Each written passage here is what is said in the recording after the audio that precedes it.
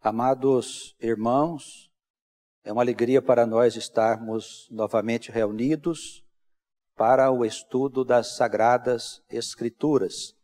Queremos abençoar em nome do Senhor os nossos queridos das outras comunidades e também a todos os irmãos que têm nos acompanhado. Que o bom Deus possa nos dar um espírito de segurança e possa cuidar de todos nós e das nossas famílias nesses dias tão trabalhosos. Hoje vamos examinar o capítulo 8 do livro Hebreus. Como nós já vimos, o autor sagrado ele procura aqui fazer uma diferença entre o sacerdócio dos homens e o sacerdócio de Deus, mostrando que o primeiro sacerdócio teve um tempo de existência na terra, um tempo muito importante para o povo de Deus, de modo que os sacerdotes pudessem orientar a vida do povo e dar a eles uma esperança das coisas que estavam por vir. Mas o autor também se esforça para mostrar que aquele sacerdócio de natureza humana, ele deveria e teria de ser substituído pelo sacerdócio de natureza espiritual, aquela ordem de Melquisedeque, segundo nós vimos no capítulo passado. Vamos fazer aqui uma breve leitura para fazermos a introdução e algumas considerações. Eu peço aos irmãos que nos acompanhem. O capítulo 8 inicia dizendo: Ora, a suma do que temos dito é que temos um sumo sacerdote tal que está assentado nos céus à destra do trono da majestade, ministro do santuário e do verdadeiro tabernáculo, o qual o Senhor fundou e não o homem. Porque todo o sumo sacerdote é constituído para oferecer dons e sacrifícios. Por isso, era necessário que este também tivesse alguma coisa que oferecer. Aqui nessa introdução, ele diz assim, olha, o resumo daquilo que até agora nós temos dito é que nós podemos contar com um sumo sacerdote que não está aqui no mundo, mas que está sentado à direita da majestade divina. Este sumo sacerdote que foi levantado pelo Senhor segundo a ordem de Melquisedeque, para que eternamente ele pudesse interceder por nós, que somos pecadores. Foi dado a esse sumo sacerdote a condição de perdoar os nossos pecados. Porque quando nós conhecemos a lei de Deus, nós morremos em nossas transgressões. Os mandamentos, segundo ensinou o apóstolo Paulo, eles nos apresentam a transgressão. E quando nós somos pegos em nossos pecados, nós encontramos a morte. E nela permanecemos. Permanecemos por muito tempo, até que nós encontremos a salvação por meio de Jesus. Para que Jesus possa nos livrar desta morte, perdoando os nossos pecados. E para isso, ele foi constituído sacerdote. Nós percebemos também aqui, na abertura do capítulo 8, que o autor, ele procura fazer uma diferença entre aquele tabernáculo que havia sido constituído por Moisés, construído por mãos humanas. Ele diz que esse tabernáculo é como se fosse uma sombra do verdadeiro tabernáculo que está nos céus e que não foi construído por mãos humanas. Isso significa que o sacerdócio verdadeiro e o tabernáculo definitivo, ele se encontra nos céus. Aqui também está implícita a ideia de que a terra é um lugar de passagem. É como se tudo que aqui fosse feito já existisse do outro lado, de uma forma perfeita. Por isso ele fala aqui sobre esse tabernáculo que foi dito a Moisés que fizesse. E ele deixa bem claro aqui, dizendo que esse tabernáculo feito por Moisés era uma sombra daquele verdadeiro tabernáculo que estava no reino celestial. E nós temos procurado entender, por um ponto de vista um pouco diferente, que embora aqui no mundo as coisas tenham essa forma imperfeita, na verdade Deus ele também está promovendo todo o universo que foi criado para que um dia ele atinja um estado de perfeição. Nós precisamos tirar do nosso coração esta ideia de que a terra é um lugar de sofrimento, onde a gente passa para expurgar os nossos pecados, como se nós aqui viéssemos mesmo só para sofrer e como um prêmio de consolação, nós iríamos morar com o nosso Pai eternamente na cidade celestial. Essa é uma concepção tradicional criada pela teologia da Igreja Católica e que permanece nos nossos dias também na Igreja Evangélica. E nós vemos que esse mesmo espírito também está no judaísmo, onde sempre é ensinado para as pessoas sofrerem com paciência as suas provas, porque elas terão um prêmio de consolação vivendo um dia no paraíso. Essa é a concepção tradicional da teologia. Mas isso vem sendo modificado. Graças a Deus, o Senhor tem permitido que a gente entenda as coisas por um outro ponto de vista. É certo que todas as coisas criadas por Deus, esse universo maravilhoso que está aí à nossa volta, ele já esteve num estado bem mais caótico e hoje ele já atingiu um estado de um certo amadurecimento. Então nós vemos que há uma progressividade, uma lei de progressividade que impregna todas as coisas que existem, inclusive o universo material que está à nossa volta e as almas também. A lei da progressividade, ela se faz presente em todas as coisas. E se não fosse dessa maneira, o universo teria se mantido num estado de caos. Mas ele já mudou muito, segundo a própria ciência comprova, ele já foi, em outro tempo, num estado muito diferente do que ele é hoje.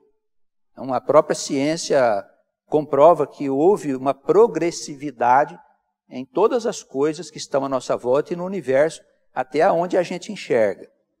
Então, essa lei de progressividade, ela não tem limite, né? O limite é Deus. Se ela existe, não há nada que diz, a progressividade um dia vai parar em determinado lugar. O universo se manterá num estado caótico até Deus destruí-lo. Não há indícios dessas coisas nas Escrituras Sagradas. O que nós encontramos é indícios muito claros que Deus vai fazer aqui na Terra um mundo bem diferente desse mundo que nós temos hoje aqui. Um mundo onde nós vamos viver em paz, como irmãos, e onde nós vamos ter comida para todas as pessoas, moradia para todas as pessoas, e todo este espírito de injustiça que está na terra, ele será extirpado, ele será tirado da terra. E todos aqueles homens que comungam com o mal, aquelas pessoas que são as espertas, né, que vivem aqui na terra, e que são a causa do sofrimento humano, estas almas todas serão tiradas da terra. O que nós encontramos nas Escrituras é uma concepção dessa natureza, mas não existe nenhuma passagem que absolutamente nos diga que Deus vai destruir o universo e que vai levar alguns crentes salvos para o céu e que esses crentes vão viver lá eternamente com Ele. Essas concepções precisam ser modificadas. Elas são velhas, são como histórias que foram contadas para crianças, homens que eram crianças espirituais, mas o mundo já mudou. A ciência já se desenvolveu, a filosofia, o pensamento. E é hora também das concepções relacionadas com as coisas de Deus avançarem, progredirem.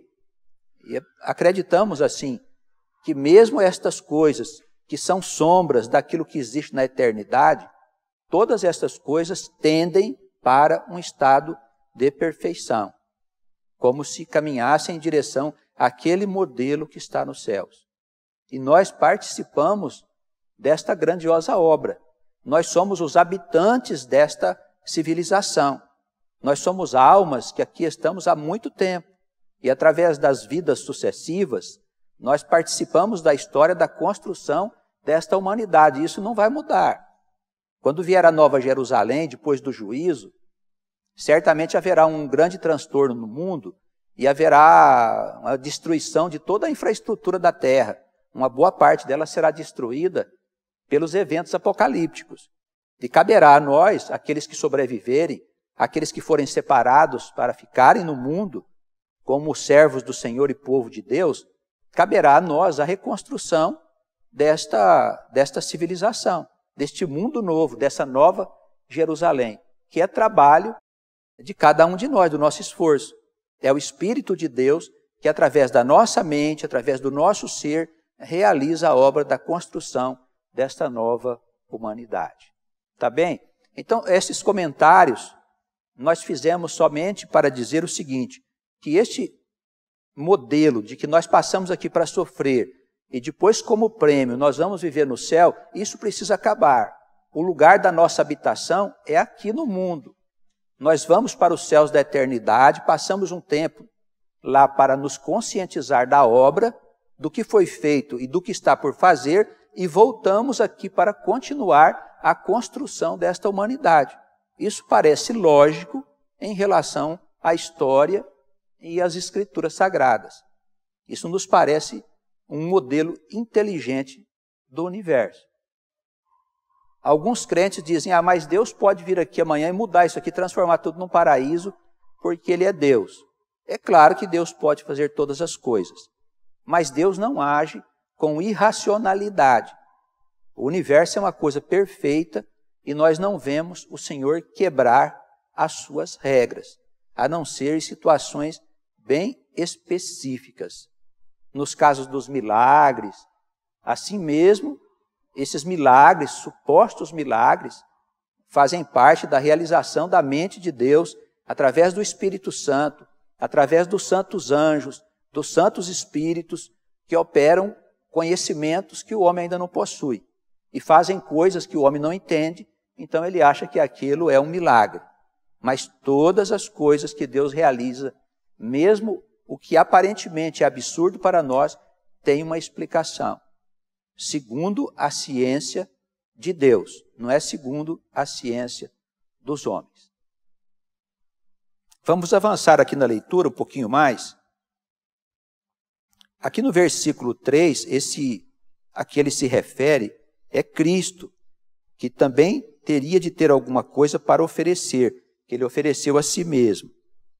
Verso 4, ora, se ele estivesse na terra, nem tampouco sacerdote seria, havendo ainda sacerdotes que oferecem dons segundo a lei, e ainda tem nos nossos dias, que são os pastores e os padres, os quais servem de exemplo e sombra das coisas celestiais, como Moisés divinamente foi avisado, estando já para acabar o tabernáculo, porque foi-lhe dito, olha, faze tudo conforme o modelo que no monte se te mostrou. Mas agora alcançou ele, Cristo, ministério mais excelente, quando é mediador de uma melhor aliança, que está confirmada em melhores promessas. Então ele diz, olha, ele confirma aqui que aquilo que Moisés fez era, na verdade, um modelo daquilo que havia no céu e que era perfeito. E que aquelas coisas eram sombras. Isso significa que o sacerdócio dos homens, que ainda está no mundo, o sacerdócio dos pastores, dos padres, tinha e tem ainda um papel, mas que ele será substituído por um outro de acesso a todos os homens e mulheres que creem no Senhor. É o que o apóstolo Paulo chamava de herança de Cristo. Todos os homens e mulheres podem exercer e devem exercer o seu sacerdócio. Não devem depender de pastores e de padres.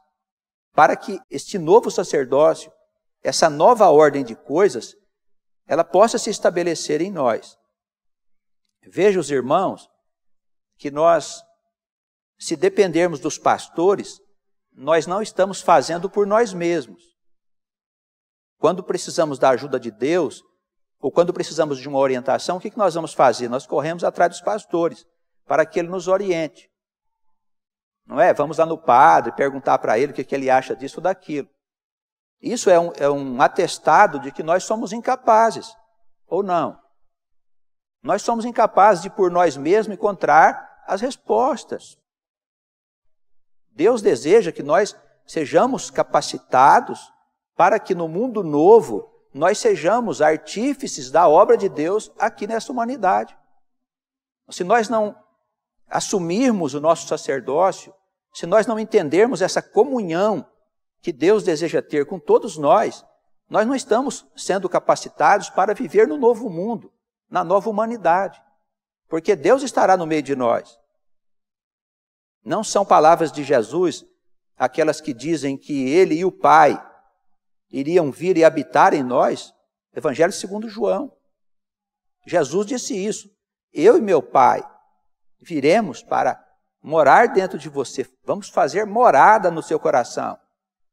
Isso nos mostra um estado de comunhão plena com Deus, para que Deus, através de nós, Ele possa fazer a sua obra. Os irmãos estão entendendo esse aspecto? E é um novo sacerdócio. Grande revolta dos fariseus, dos sacerdotes, foi levantada contra o Senhor porque ele colocava qualquer homem, qualquer mulher, qualquer um que acreditasse, que cresce nas suas promessas, que ele era o Filho de Deus, em contato com o próprio Deus, por meio da comunhão. Isso destituía o sacerdócio levítico, que era o sacerdócio dos homens. E daí o poder religioso iria se esvair. E ainda este poder está no mundo. Qualquer ensinamento que leve o homem a libertar-se do poder religioso é mal visto pelas religiões, porque as religiões querem continuar mandando no povo e fazendo do povo aquilo que quer. E o pobre povo não sabe que estão sendo enrolados por esse espírito. Eles acham que está tudo bem com essas promessas que a gente vê por aí de morar na cidade celestial, de ser arrebatado no fim dos tempos e coisas assim. Porque é bom ser arrebatado e ir para um paraíso não fazer nada. O que os irmãos acham? Não é verdade? Você vai fazer o que no paraíso? Ficar lá sentado no jardim, brincando com as borboletinhas e tal, que tem por lá? Irmãos, é história para criança. Nós precisamos trabalhar como seres imortais que nós somos. Não somos deuses. A Escritura diz, vós sois deuses. Então nós precisamos trabalhar como deuses, na criação de Deus. Nós somos eternos, somos imortais. Não cabe dentro do nosso entendimento que a gente vai morar num lugar e ficar por lá sem fazer nada, irmãos. Isso não serve para o pensamento dos nossos dias. Isso precisa ser modificado. Por isso o Senhor, versículo 6, Ele nos traz uma nova aliança. O autor diz, Ele é mediador de um novo projeto, de um novo propósito. É isso que diz aí, versículo 6. Alcançou ele, o Senhor, um ministério mais excelente que o de Moisés, porque ele é mediador de uma melhor aliança que está confirmada com promessas melhores. Então, essa nova aliança, ela precisa ser aceita por todos nós. Mas não é uma nova aliança com sacerdócio de homens. Isso quer dizer que você precisa se credenciar. Você, meu irmão, você, minha irmã, os irmãos que estão nos ouvindo nas outras cidades, precisamos nos credenciar para falar das boas novas, para falar sobre a morte. A morte é um mito ainda entre os homens. Nós podemos falar muito bem dela e dizer que é só a passagem para um outro plano. Nós podemos estender nossas mãos, curar uma pessoa, acalmar alguém que está nervoso, alguém que está atormentado, trazer o bálsamo dos céus para as pessoas que estão precisando. Nós podemos fazer isso, irmãos. E por que não vamos fazer? Por que vamos chamar o padre? Porque vamos chamar o pastor, o guru, o médium. O Senhor, Ele trouxe a nós essa nova aliança e ela precisa ser aceita por nós com todas as consequências. Com todas as consequências. E quais são essas consequências? Eu deixo de me servir da igreja e passo a servir na igreja. Eu deixo de me servir dos bens de Deus e passo a trabalhar para Deus, para que todas as outras pessoas possam ter bens. Isso é receber a nova aliança. E os judeus também precisam receber esta aliança, porque está muito claro aqui que uma coisa substituiu a outra. Embora entre os judeus o caminho da salvação permaneça pela fé em Adonai, o caminho da salvação permanece no meio dos judeus, mas o sacerdócio levítico também permanece. E é esse sacerdócio que precisa ser substituído pela nova aliança. E quando eu digo nova aliança, irmãos, eu não estou dizendo que é o Novo Testamento, não quer dizer que você precisa pegar o Velho Testamento, descartá-lo e ficar só com o Novo, não é isso não.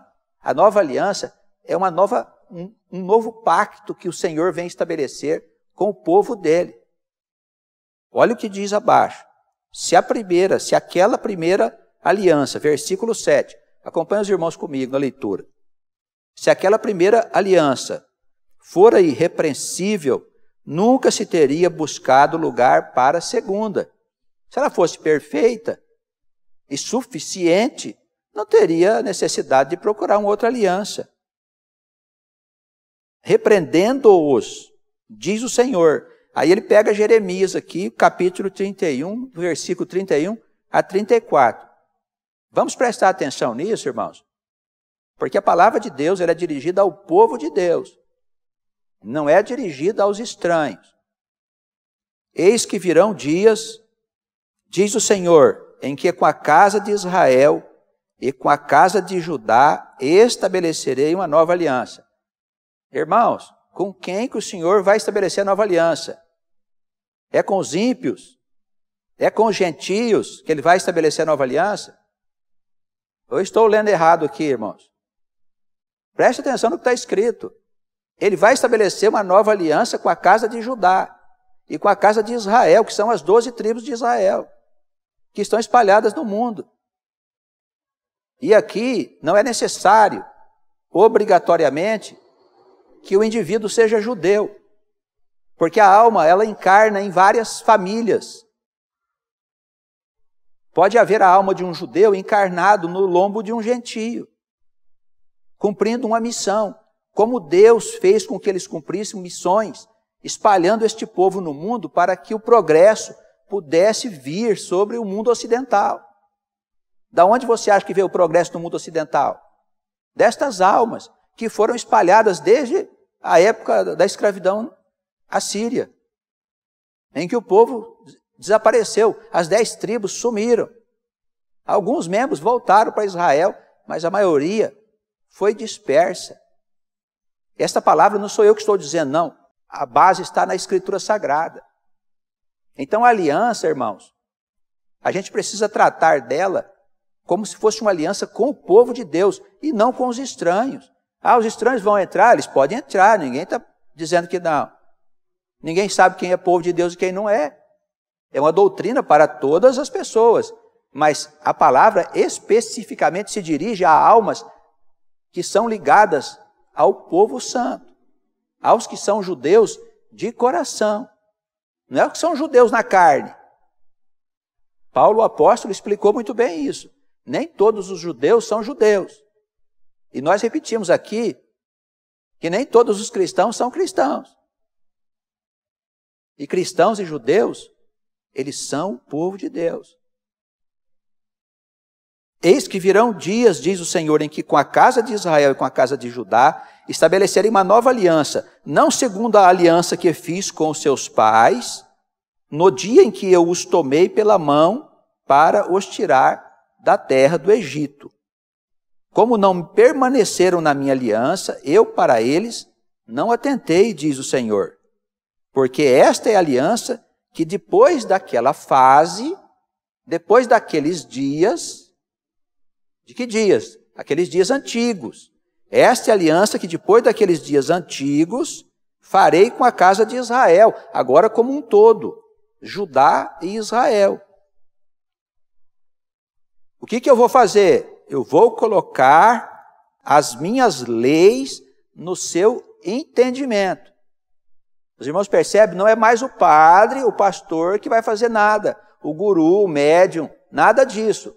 Deus quer colocar a sua lei, os seus ensinamentos, aí dentro do seu coração, para que você entenda, para que você compreenda qual é o propósito de Deus, com todas as suas consequências.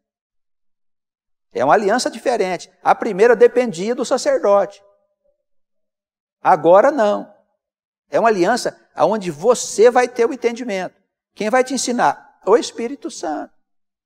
Ele vai te ensinar. Isso é bom, irmãos, porque o Espírito Santo, ele ensina a nós de acordo com a nossa condição. Um é mais simples, o Espírito Santo ensina aquele dentro da simplicidade dele. O outro tem um certo limite, o Espírito Santo ensina dentro daquele limite. E todos nós pertencemos ao corpo de Cristo. Não é? A família de Deus. Ao povo santo, ao povo escolhido, que tudo é uma só coisa. Eu porei as minhas leis no seu entendimento e em seu coração as escreverei. Eu lhes serei por Deus, eles me serão por povo. Então não será mais necessário que cada um ensine o seu irmão, e não ensinará cada um o seu próximo, nem cada um ao seu irmão, dizendo: você conhece o Senhor? Porque todos me conhecerão, desde o menor deles até o maior. Esta palavra está em várias passagens. O conhecimento do Senhor encherá o mundo. O mundo. Diz ele, desde o menor até o maior, todos saberão quem eu sou. Todos viverão no mesmo espírito. Isso quer dizer o quê? No mesmo entendimento. Trabalhando no mesmo sentido. Por que o mundo não dá certo? Porque cada um trabalha num sentido. Não é uma grande confusão? É uma grande confusão. E nos últimos tempos está bem pior, né? Porque o mundo material se desenvolveu muito, elegeram a concorrência como uma solução para os problemas humanos, e os homens agora cada um inventa uma coisa. Não tem fim o que eles inventam. Eles não fazem as coisas no mesmo espírito, no mesmo sentido. Cada um tem uma ideia nova, que sabe-se lá de onde vem. Sabe-se que não vem do Espírito de Deus. Tem outro Espírito que manda essas mensagens, né? Criando essas coisas que geram uma grande confusão no meio da sociedade. É o que nós estamos vendo aí na rede televisiva, passando notícias de todo o planeta. Uma grande confusão de rosto, diria a Escritura. Ninguém mais sabe o rumo que vai se seguir. Mas o Senhor diz, olha, depois daqueles dias, o meu povo andará num só espírito, o mundo se encherá do conhecimento do Senhor. Essa é a promessa. Está escrito aqui. Se cremos, vai acontecer. O versículo 12, para a gente poder concluir aqui o estudo, irmãos. O Senhor diz assim, serei misericordioso para com suas iniquidades, e de seus pecados e das suas prevaricações eu não me lembrarei mais. Então, o Senhor, nós precisamos entender assim, ao longo das muitas vidas que a alma ela vive aqui na terra, ela escreve a sua própria história. E essa história, como o mundo é um mundo atrasado, um mundo primitivo, esta história ela é manchada por muitas ações, atitudes que nós cometemos e que não são boas perante o Senhor. São transgressões até graves que fizemos durante essa história de despertar das nossas almas. E o Senhor, quando nós o conhecemos, ele toma posse dessa bagagem, essa cruz, esta bagagem de coisas que estão prontas para disparar sofrimentos sobre nós. O Senhor Jesus, ele toma posse dos nossos pecados e passa a controlar as forças vivas da criação para que elas não se revoltem contra o pecador arrependido. Mas o pecado ainda está com ele. O pecado só está coberto, diz o Salmo. Só está coberto. Por isso, quem se converte ao Senhor deve andar sempre com o Senhor, porque se um dia ele deixá-lo, o Senhor simplesmente vai descobrir o pecado. E quando ele descobrir o pecado, a vida desse homem será pior do que o tempo em que ele se converteu. Palavras das Escrituras Sagradas. O Senhor é a nossa única saída, não a outra. Não adianta insistir em outro caminho, irmãos. E aqui no juízo, nesse tempo em que ele vai separar os bodes das ovelhas, ele diz que vai nos limpar de todas as nossas iniquidades. E ele diz, eu vou apagar os vossos pecados, não me lembrarei mais deles. Este fardo pesado, essas reações que estavam prontas para vir sobre nós em forma de tragédias, de doenças, de desgraças, estas coisas serão apagadas pelo Senhor. Ele nos dará uma vida nova, um novo coração. Pelo menos é o que nós entendemos na interpretação dos versículos 12 e 13. Serei misericordioso para com suas iniquidades, e dos seus pecados e das suas prevaricações eu não me lembrarei mais. E aí ele encerra dizendo o seguinte, dizendo, nova aliança envelheceu a primeira. Ora, o que foi tornado velho se envelhece e está perto de acabar. O sacerdócio dos homens, ele vai acabar no mundo novo, não vai ter padre, não vai ter mais pastores, nem médiuns, nem ledores de sorte, nada disso. Nós teremos uma natural comunhão com a mente do Cristo. Tá bem? É isso que as Escrituras nos falam com clareza. Eu penso que é um caminho inteligente para a gente entender a maravilhosa obra que o nosso Deus criou há muito tempo e que permanecerá ainda por longo tempo, tão longo que nós chamamos de eternidade.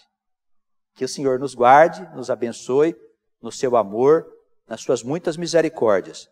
Nós queremos deixar um abraço a todos os irmãos que estão nos ouvindo, as comunidades e os que nos acompanham. Que o bom Deus possa abençoar todos vocês, as suas famílias, e que Ele nos proteja das tentações, que são muitas, e que estão vindo sobre esta humanidade. Que a paz do Filho de Deus permaneça com todo o povo, aonde ele estiver. Amém.